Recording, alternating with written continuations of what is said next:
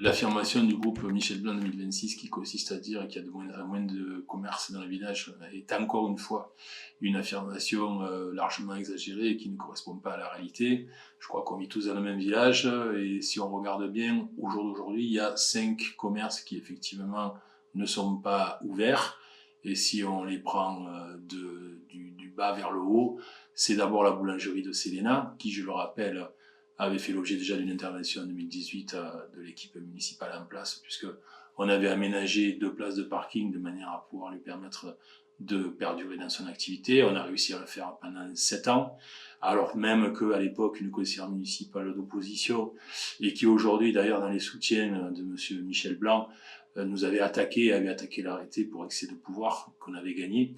Donc, c'est la première chose que j'ai à dire. Ensuite, nous avions chez Truden, qui effectivement a fermé depuis 4-5 mois. Et là, encore une fois, on est en contact avec les propriétaires pour essayer de voir si la mairie peut favoriser l'arrivée de nouvelles personnes, de nouveaux commerces. On a eu malheureusement la fermeture du restaurant Les Romarins et, et aujourd'hui, on a la fermeture provisoire de l'hôtel-restaurant Le Saint-Jean et la fermeture aussi de la boulangerie sur le cours. Donc au total, ça fait 5 établissements. Ce que je peux vous dire, c'est que pour ce qui concerne le Romarin, les travaux sont en cours, tous les barmantenais peuvent le voir. Ça va être transformé en cabinet de psychothérapie. Donc l'enseigne va continuer à demeurer, même si ça ne sera pas du commerce à proprement parler, mais ça sera quand même pour le soin des barmantenais. Tout le monde est au courant que l'hôtel Saint-Jean va rouvrir en début janvier. Et la boulangerie en face de la mairie va aussi rouvrir en début janvier. Donc ça fait entre guillemets que 2 établissements du coup qui auront fermé sur les 5 que je viens d'exposer. Alors qu'on peut aussi considérer que la Maison Mira qui est ouverte sur le cours avec les filles entrepreneuses aussi est un élément qui participe de la dynamique du centre ancien. Et la mairie a donné aussi l'exemple puisque nous sommes en train de réhabiliter l'ancienne police municipale de manière à ouvrir un commerce dès le mois de septembre 2026. Et je ne parlerai pas non plus de la cabane de Marius qui est une création nette de commerce. Je pense qu'elle a trouvé son public. Donc au total, de la disparition des commerces à Barmantan, vu ce que je viens de dire, je pense que ce n'est pas la réalité.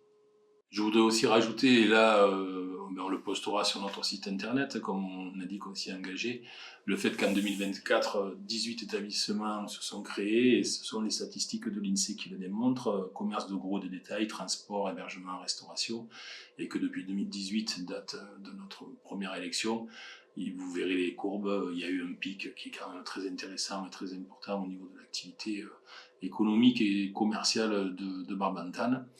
Rajouter aussi, je l'ai toujours dit, qu'un maire est là pour faire parler de son village, il est là pour attirer l'attention, il est là pour faire en sorte que de plus en plus de personnes viennent le visiter ou viennent le voir. C'est un peu en quelque sorte au maire de faire en sorte que le public soit attiré sur le village, et c'est aussi aux commerçants de faire en sorte que le public revienne. Voilà.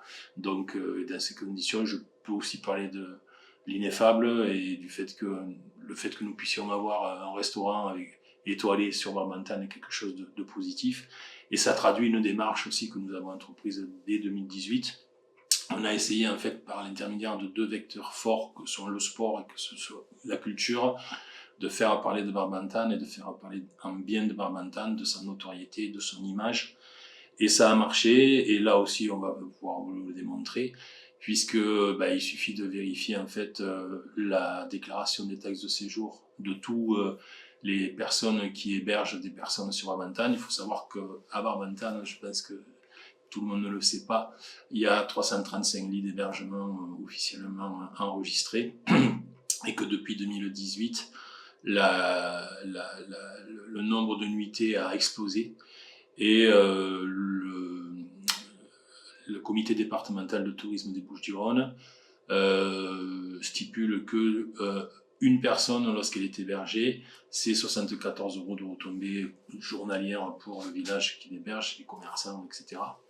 Et il s'avère que donc la multiplication du nombre de nuitées est telle que je peux d'ores et déjà annoncer que c'est un produit annuellement supplémentaire qui irrigue les commerces et qui irrigue les hébergeurs de Barbantane de 900 000 € par an, une différence quand même très très notable entre 2018 et 2024, et là encore on publiera les statistiques.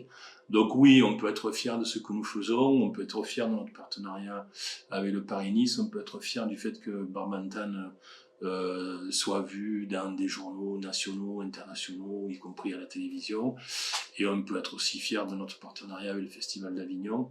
C'est une façon pour nous de faire du développement local, d'attirer de l'activité, y compris économique, et on compte sur nos commerçants pour faire en sorte que les gens reviennent.